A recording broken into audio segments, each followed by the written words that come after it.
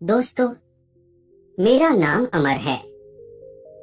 मैं पटना में रहता हूँ। उम्र मेरी 20 साल की है। मैं अभी ग्रेजुएशन कर रहा हूँ। कद मेरा दोस्तों 5 फुट है। दोस्तों, ये कहानी मेरी मामी के ऊपर आधारित है। मेरी मामी की उम्र करीब 28 साल की होगी। मामी सांवली रंग की हैं, लेकिन दिखने में बहुत ही खूबसूरत लगती हैं। ना ज्यादा मोटी और ना ज्यादा पतली है। एकदम परफेक्ट फिगर की जवान औरत हैं, जैसी मुझे चाहिए होती है। बात उस टाइम की है जब मेरे नाना नानी के घर उनके छोटे बेटे की यानी मेरे छोटे मामा की शादी होने वाली थी। मेरे कुल 3 मामा थे। मेरा ननिहाल थोड़ा गांव जैसा है। नाना किसानी करते हैं और बड़े मामा उनका साथ देते हैं, और 2 मामा बाहर शहर में रहकर नौकरी करते हैं। शादी की तैयारी के वजह से मेरी मम्मी ने मुझे नानी के घर जाने को बोला, क्योंकि वहाँ शादी के कामों में हेल्प के लिए कोई चाहिए था वहाँ। इसलिए मैं अगले दिन ही चला गया और शाम तक पहुँच भी गया। वहाँ जाने के बाद मुझे काफी अच्छा लग रहा था। वहाँ के खुले खेत और ठंडी हवा मुझे एक अलग ही फील दे रही थी। मैं वहाँ गया तो छोटी मामी को देखा, वो साड़ी में थी। मामी ने मुझसे मेरा हालचाल पूछा। मेरे अंदर उस वक्त तक उनको लेकर घपाघप करने जैसी कोई भावना नहीं थी। मैंने उनसे पूछा, मामा नजर नहीं रहे हैं? तो उन्होंने बताया वो शहर में ही हैं, जल्द ही आ जाएंगे। फिर थोड़ी देर के बाद मेरी नानी ने खाना खाने के लिए बुलाई। खाना खाने के बाद सोने चला गया। अगले दिन मैं शादी के कामों में बड़े मामा का हाथ बटाने लगा। शादी की तैयारी में लग गया। ऐसे ही कुछ दिन बीत गए। शादी का दिन नजदीक रह गया था। एक दिन ज्यादा काम न होने की वजह से मैं घर में ही था। वो सुबह का टाइम था। नाना बड़े मामा सब खेत पर गए थे। बड़ी मामी अपने कमरे में कुछ काम कर रही थी। जिन मामा की शादी होने वाली थी, वो अपने रूम में अपने होने वाली दुल्हन से प्यार मोहब्बत की बातें कर रहे थे। मैं अकेले बोर हो रहा था तो सोचा कि क्यों न छोटी मामी के साथ टाइम पास किया जाए। मामी के कमरे की ओर जाने लगा। उनका कमरा सबसे ऊपर की मंजिल पर था। मैं दरवाजे के पास पहुंचा ही था कि मैंने मामी को फोन पर रोते हुए सुना। इससे मैं हैरान हो गया कि आखिर क्या बात है। थोड़ी देर में मुझे पता चल गया वो मामा से बात कर रही हैं। शायद मामा को आने में कुछ दिन और लग रहे थे। मामी को ये बात पसंद नहीं आई।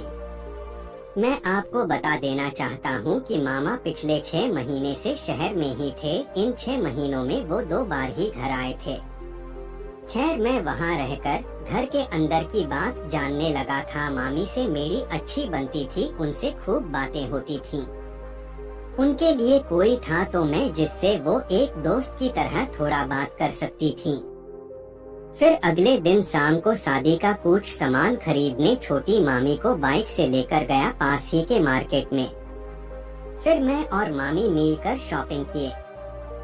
सामान ज्यादा होने के कारण बाइक पर एडजस्ट नहीं हो पा रहे थे, तो मैं सारा सामान को बाइक के ऊपर पीछे बांध दिया और मामी से बोला, आप दोनों पैर दोनों तरफ करके बीच में बैठ जाइए। दोस्तों, रास्ते में जब जब मैं ब्रेक मारता था तब तब मामी मेरे ऊपर आ जाती और मुझे बहुत अच्छा लग रहा था। शायद मामी को भी पता था कि मैं जानबूझकर बाइक की ब्रेक मार रहा हूँ। फिर कुछ देर बाद हम घर पहुँच गए। घर आने के बाद मामी अपने रूम में चली गईं और अब मेरा ध्यान मामी की तरफ देखने का नजरिया बदल गया था। मैं उन्हें दिन दिन भर निहारने लगा था। मामी को भी पता था, हमेशा ही उन्हें ढूंढने लगा था।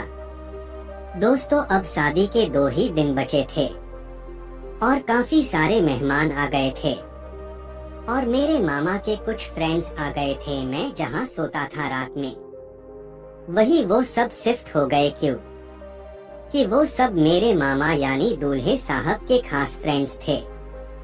दोस्तों रात हुई और हम सब खाना खाए। फिर कुछ देर बाद धीरे धीरे बस अपने अपने रूम में चले गए। जो जहाँ शिफ्ट हुआ था वहाँ जाकर सो गया। सब लोग ही चले गए थे और मैं और मामी बैठे थे अकेले हॉल में और आपस में बात कर रहे थे। दोस्तों बात करते करते हम दोनों रोमांटिक हो रहे थे और मामी बोली, अमर तुम मेरे रूम में सो जाना। मैं बोला क्यों? तो मामी बोली, तुम जहाँ सोते हो वहाँ नए मेहमान सोए हैं और दूसरा कोई खाली रूम नहीं है। तो मैं मामी से बोला ठीक है मामी। कुछ देर बाद मामी बोली, मैं जा रही हूँ सोने, दरवाजा खुला रहेगा, तुम आ जाना। मैं बोला ठीक है मामी।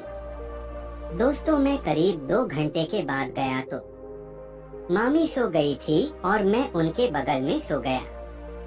आधी रात को मैंने महसूस किया कि मेरा पैंट खुला हुआ है और कोई मेरे नाग राजा को खड़ा करने की कोशिश में लगा है और मैं उठ के बैठ गया और देखा तो दोस्तों वो मेरी मामी ही थी।